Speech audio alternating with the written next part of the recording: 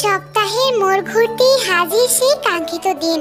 খুব কাছের লোক ছাড়া কাউকে ডাকা হলো না বিয়েতে। এদিকে আরএম বারবার বিপদে পড়ছে। সবাই শুধু জিজ্ঞাসা করছে হঠাৎ এত তাড়াহুড়ো করে বিয়ে কেন। সবার প্রশ্নের উত্তর দিতে দিতে আরএমের নাজেহাল অবস্থা। তাই প্রতিবার সে জাঙ্কুকের দিকে কটমট চোখে তাকাচ্ছে, কিন্তু জাঙ্কুক যেন সেদিকে পাত্তাই দিচ্ছে না। সে নিজের বিয়ের লাইটিং নিয়ে ব্যস্ত। পার্লার থেকে একটি মেয়ে আনা হয়েছে। তের কোনই অবধি মেহেদি পরাচ্ছে সে। দুপুরে ওদের দুজনের গায়ে হলুদ হয়েছে। তারপর তেকে শাড়ি পরিয়ে পুতুলের মতো বসিয়ে রাখা হয়েছে। জিন কড়া করে বলে দিয়েছেন ঘর থেকে বের হবি না। না বললেও তে বাইরে আসতো না আজ। জাঙ্কুক বাড়িময় ঘুরছে। চোখাচোখি হলেও ভীষণ লজ্জা লাগে ওর। মাথা তুলতেও কষ্ট হয় যেন। তের চারপাশে সামান্য জায়গা ফাঁকা নেই। মেয়ে দলের একটা জট বেঁধেছে। সবার গল্প গুজব আর হাসাহাসির মধ্যে জাঙ্কুক দরজায় এসে দাঁড়ালো। কিছু বলবে ভাইয়া? একটু বাইরে যা সবাই। সবাই হা করে একে অন্যকে দেখলো। লিসা দুষ্টুমি করে বলে, সবাই তেকেও নিয়ে যাব? জাঙ্কুক সহজভাবে তাকালো, অথচ মেয়ে এতেই ঘাবড়ে যায়। না না বাবা, মজা করলাম। সবাই ঠোঁট চেপে হাসি আটকে ঘর ছাড়লো। জাঙ্কুক এসে হাঁটু মুড়ে বসলো তের মুখোমুখি। অপলক দৃষ্টিতে তাকিয়ে রইলো হলদে শাড়ি পরা তের দিকে। কে জানতো এই ছোট্ট একটা মেয়ে তার বুকে সুনামি বইয়ে দিবে, নির্দয়ীর মতো কেড়ে নেবে মন, ঘুম, ধ্যান সবকিছু। হাত দে। তে নিজের হাত বাড়িয়ে দেয়। জাঙ্কুক তার উষ্ণ হাতে মুঠো ধরলো সেটি। ভালো করে তুলে তারপর তালু বরাবর গোটা গোটা অক্ষরে লিখে দিল জাঙ্কুক। তে স্তব্ধ। সে একবার নিজের হাতের দিকে তাকায়, আরেকবার সামনে বসা শ্যামলা পুরুষের চেহারায়। জাঙ্কুক হাসলো, সেই চিরচেনা শব্দহীন হাসি। কবে একবার কেঁদে ভাসিয়েছিলি না আমার নাম অন্য একজনের হাতে দেখে, তাই আজ নিজেই নিজের নাম তোর হাতে লিখে দিলাম। সাথে লিখে দিলাম এই আমাকেও। লেখা উঠে যাবে তে, মানুষটাকে আবার মন থেকে উঠিয়ে দিস না। তে চেহারা ফ্যাকাশে হলো। এসব কি বলছেন? আপনাকে ছাড়া আমার পৃথিবী ভাবতেও পারি না জাঙ্কুক ভাই। তের চোখে জল দেখে জাঙ্কুক মুচকি হাসলো। চিকন ঠোঁট বাড়িয়ে টুপ করে গভীর চুমু বসালো কপালে। তখনই দরজার ওপাশ থেকে খুকুক কাশের শব্দ ভেসে আসে। ইয়ে, আমরা কি এখন ভেতরে আসবো? কণ্ঠ শুনতে পেয়ে জাঙ্কুক ঘর ছেড়ে বেরিয়ে যায়। তে চেয়ে রইল সেই যাওয়ার দিকে। লিখে দেয়া নামের হাতখানা নিজের বুকের সাথে চেপে ধরলো। এই মেয়েদের রং যদি সারা জীবনেও না উঠতো, ভালো হতো না? দেয়ালে টানানো ফুলগুলো পড়ে যাচ্ছিল। সেটা দেখে সুগার টুলের উপর দাঁড়িয়ে ঠিক করছিল। হঠাৎই সেটা উল্টে যেতে নিলে আরএম এসে টুলটা চেপে ধরলো। সাবধানে কাজ করবে তো। আর এই ফুলগুলো না কাল টানানো হলো, আজ আবার টানাচ্ছ যে? খুলে গিয়েছিল আঙ্কেল। শ্বশুরকে এবার বাবা ডাকতে শেখো। আঙ্কেল তো প্রতিবেশীও হয়। আরএম চলে যায়। সুগা হা করে সেদিকে চেয়ে রইল। আরেকটু হলেই তো পড়তে। ভাগ্যিস বাবা ধরে ফেললো। সুগা ওসবে মন দিল না। হিটলার শ্বশুর বোধহয় আমার প্রতি ইমপ্রেস হচ্ছে মাই লাভ। আমার সুগা মানুষটাই এমন, ইমপ্রেস না হয় কোথায় যাবে? জাঙ্কুক বারবার উপরের দিকে তাকাচ্ছে। তে নামার নাম নেই। বিয়ে হবে কখন? কি এত সাজে এই মেয়ে? যেখানে শাড়ি পরলেই তার হৃদয় থেমে যায়। বউ সাজলে কেমন দেখাবে ওকে? বন্ধু, হাসছিস কেন? একদম হাসবি না। তুই হাসা মানে অদ্ভুত কিছু শোনানো। বাসর রাতের জন্য রেডি? কেন, তুই রেডি ছিলি না? ছিলাম মানে, কিন্তু সব প্রস্তুতিতে জল ঢেলে আমার বউটা ঘুমিয়ে পড়েছিল সেদিন। জাঙ্কুক হেসে ফেললো। সুগা একটু কাছে এসে বসে। দেখ ভাই, অনেক মানিজ্জত খেয়েছিস আমার। এবার যা বেঁচে আছে সেটুকু রাখিস। একটু রোমান্টিক হোস। বাসর ঘরে মেয়েটাকে না থমকে একটু ভালোবাসিস। জাঙ্কুক কিছু বলার জন্য হা করার পূর্বেই কানে এসে ঠেকলো নুপুরের রিমিঝিমি শব্দ। তের মাথায় জর্জেটের লাল ওড়না, গায়ে মোটা বেনারসি, স্বর্ণের গয়না নাক কান গলায়, দুহাত ভরা লাল পাথরের চুড়িতে। জাঙ্কুক বিমোহিত চোখে তাকিয়ে থাকে সদ্য অষ্টাদশে পা রাখা মেয়েটিতে। জাঙ্কুক থমকে রইল।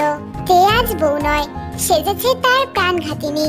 এই রূপ, এই অন্যরকম ভিন্ন দুটো চোখ, যা রূপকথার থেকেও স্নিগ্ধ, যার নিয়ে রেহাই দেবে না যেন। জাঙ্কুক খুব কষ্টে চোখ ফেরালো। তেকে স্টেজ অবধি এগিয়ে দেওয়ার পর লিসা দাঁড়িয়ে রইল এক কোণে। তার চোখ খুঁজছে একটি প্রিয় মুখ। সময় কাটলে দেখা মিলল তার। লিসা হা করে চেয়ে থাকলো। কালো পোশাকে সাদাতে জেহবের সৌন্দর্য 4 গুণ বেড়েছে। লিসার চোখে মুখে মুগ্ধতা লেপ্টে এলো মুহূর্তে। জেহবের চেহারায় অন্যরকম হিরো হিরো ভাব, ঠোঁটে চঞ্চল হাসি, ভোলা ভালা মুখ দেখে মনে হচ্ছে ইনি মিষ্টি কথা ছাড়া কিচ্ছুটি জানে না। অথচ এই লোক যে কি মারাত্মক লেভেলের ঠোঁট কাটা আর ঝগড়ুটি ছিল এক সময়, তার থেকে ভালো কে জানে। এর মধ্যে জেহব এসে সামনে দাঁড়ালো তার। গতকাল থেকে কাজের চাপে ভালো করে কথাও হয়নি দুজনের। লিসা তখনও মন্ত্রমুগ্ধের মতো তাকিয়ে আছে। জেহব তার মুখের সামনে তুড়ি বাজিয়ে বলে, ও হ্যালো মিস লিসা, ঘুমোতে হলে রুমে যান, ড্রয়িং রুম কিন্তু ঘুমের জন্য নয়। লিসার ধ্যান ভেঙে যায়। জেহব তার সামনে এসে দাঁড়ালো, সে দেখেইনি। কি আশ্চর্য, ঘুমোচ্ছিলাম না তো। তাহলে কি করছিলেন? এভাবে হা করে দেখছিলেন কেন আমাকে? কই, কখন? মিথ্যে বলে লাভ নেই, প্রায়ই দেখি আমার দিকে চেয়ে থাকেন। ব্যাপার স্যাপার কি? লিসা আরেকদিকে মুখ ঘুরিয়ে নেয়। বাজে কথা। ধরা পড়ার ভয়ে সে ঘুরে হাঁটা ধরলো। পেছন থেকে জেহব বলে ওঠে, আই থিংক ডাল মে কুছ কালা হে। লিসা জিভ কেটে চোখ খিঁচলো। কি ক্যাবলার মতো চেয়েছিল, আর ধরাও পড়লো হাতে নাতে। প্রেস্টিজ পুরো ঘেটে খ। তো আমি কি করব? আপনার থিংক, আপনার সমস্যা। কিন্তু ব্যাপারটা তো আপনি লিসা। কি রকম? কেন যেন মনে হচ্ছে আপনি আমার প্রেমে পড়েছেন। লিসার বুক কেঁপে উঠলো। তার হতভম্ব চেহারা দেখে মিটিমিটি হাসলো জেহব। সবার মুখে ঝলমলে ফকফকে হাসির মধ্য দিয়ে কাবিননামায় সই করলো জাঙ্কুক। এরপর তে সই করে তাকায়। বলো মা কবুল। কাজী মাত্র একবার বলেছেন, অথচ তে সাথে সাথেই জবাব দিল, কবুল কবুল কবুল। ভদ্রলোক ভেবাচেকা খেলেন। তার জীবনে হয়তো এমন বউ প্রথম দেখলেন, যে কিনা তার পাঠ করার পূর্বেই কবুল বলে দিল।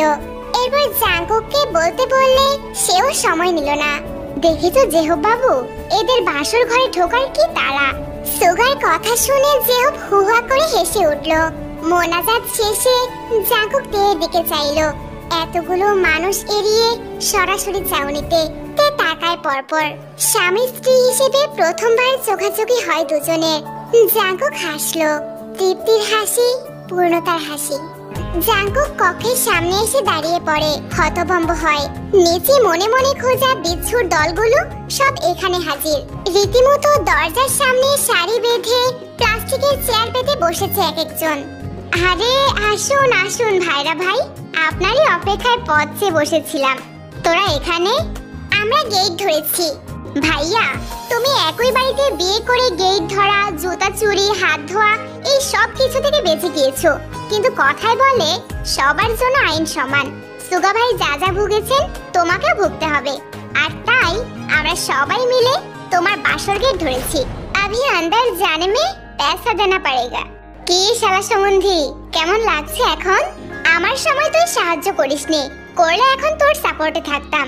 যেহেতু আমাকে বাঁচিয়েছিল, তাই আমি এখন ওর সাপোর্টে। আমি খুব টায়ার্ড সুগা, ভালো লাগছে না এসব। সর। না না, এসব বললে তো হবে না, এটা আমাদের অধিকার। টাকা না দিয়ে আপনি যেতে পারবেন না। হ্যাঁ, টাকা না দিলে প্রবেশ নিষিদ্ধ। তোরা দুটো না তের বড় ভাই বোন, লজ্জা করছে না ওর বাসরাতে গেট ধরছিস? একটুও না, আমরা তেকে চিনিই না। কে ও, কি নাম ওর? আমরা তো তোমাকে চিনি ভাইয়া, তুমি আমাদের বড় ভাই। বড় ভাইয়ের বাসরে গেট ধরা ছোট ভাই বোনদের কর্তব্য। আমি আবার কর্তব্য নিয়ে হেলাফেলা করতে পারি না। আমিও না। ভাইয়া থাক, এদের সাথে বার্গেনিং না করে বিষয়টা মিটিয়ে নাও। দর কষাকষি তোমার সাথে যায় না। তা কত দাবি তোমাদের? সবাই একসাথে হইচই বাঁধিয়ে জানালো ৩৫,০০০। দেখুন ভাইয়া, আমরা মোট ৬ জন, সবাই ৬,০০০ করে নিলেও ৩৬,০০০ হচ্ছে।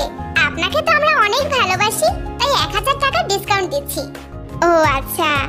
জাঙ্কুকের ভাবভঙ্গি দেখে সুগা জেহবের কানের কাছে যায়। আমরা কি কম বলে ফেললাম জেহব বাবু? ৫০ টাইলে মনে হয় ভালো হতো। জাঙ্কুক বিনা বাক্যে পকেটে হাত ভরলো। শিট, মানিব্যাগ তো রুমে, জায়গা দে, গিয়ে নিয়ে আসছি। একদম না, গেলে আর আসবি না তুই। তাহলে টাকা দেবো কোত্থেকে? জেহব ফিসফিস করলো, আমি কি নিয়ে আসবো? দরজা খুললেই যদি দৌড়ে ঢুকে যায়, গায়ে তো মহিষের মতো শক্তি, আমি ধরে রাখতে পারবো না। যা করবি তাড়াতাড়ি। কেন, বউয়ের কাছে যাওয়ার জন্য তোর সইছে না? না। আরে ভাইয়া যখন বলেছেন রুম থেকে এনে দেবেন তখন নিশ্চয়ই দেবেন। পৃথিবী উল্টে গেলেও কিন্তু জাঙ্কুক ভাইয়ের কথা নড়চড় হয় না। সত্যি দেবেন তো ভাইয়া? আরে দেবে দেবে, ভাইয়া অমন নাকি? নাও জায়গা ছাড়ো, ওনাকে যেতে দাও। জাঙ্কুক রুমে ঢুকে আচমকা ফট করে দরজা লাগিয়ে দেয়, টেনে দেয় ছিটকিনি। সবাই ভরকে গেল। এ কি? এটা কি হলো? ভাইয়া, দিস ইজ চিটিং। শালা সম্বন্ধে ভাইরা অসভ্য চিটিংবাজ। ঢাকিয়ে লাভ নেই, কাল সকালে দেখা হবে। সকালে দেবেন? হ্যাঁ ঠিক তো? বিশ্বাস করলে কর, না হলে দাঁড়িয়ে থাক সারা রাত। সকালের আগে দরজা খুলছি না। সব আপনার জন্য হয়েছে। পৃথিবী উল্টে গেলেও জাঙ্কুক ভাইয়ের কথা নড়চড় হয় না। এবার হলো তো? আমি কি করলাম? এখন কি হবে? শুধু শুধু আধ ঘন্টা ধরে বসেছিলাম। ডোন্ট বি স্যাড মাই লাভ। হতছাড়াটা দিন দিন বাটপার হয়ে যাচ্ছে। যখন বলেছে আজ খুলবে না, খুলবেই না। তবে সকালে দেবে বললো যখন, দেবে। ভেবো না এত। চোর হলেও লোকটা ভালো, কথা একটা বলে রাখে কিন্তু। এরপর সুগার জিমিন নিজেদের রুমের উদ্দেশ্যে চলে যায়। লিসা যেতে নিলেই পেছন থেকে হাত টেনে ধরল জেহব। আপনি কোথায় যাচ্ছেন? রুমে। এখন রুমে যেতে হবে না। তাহলে? জেহব দুষ্টু হেসে হুবহু লিসাকে নকল করে বলল, তাহলে আমার একটা প্রস্তাব আছে, রাখবেন? লিসা লজ্জা পায়। কি? ছাদে যাব। এত রাতে ছাদে কেন? ভয় লাগছে? লিসা মুচকি হাসলো। আপনি পাশে থাকলে কিসের ভয়? তাহলে চলুন যাওয়া যাক। সবাই চলে গিয়েছে বুঝতে পেরে জাঙ্কুক হাফ ছেড়ে বাঁচলো। অমনি স্তব্ধ হলো চক্ষুদয়। সজোরে তীর এসে বসলো ঠিক হৃৎপিণ্ড বরাবর। বউ বেশে এক লাল টুকটুকে অপসরে ঘুমোচ্ছে বিছানায়। এই যে সুন্দর দৃশ্য আর নেই। ঘুমিয়ে থাকা ওই ছোট্ট মেয়েটা ওর বউ, ওর ভালোবাসা। আচমকা চোখ মেলতে প্রথমেই খুঁজে পেল একটু দূরে দাঁড়ানো ওই মানুষটিকে।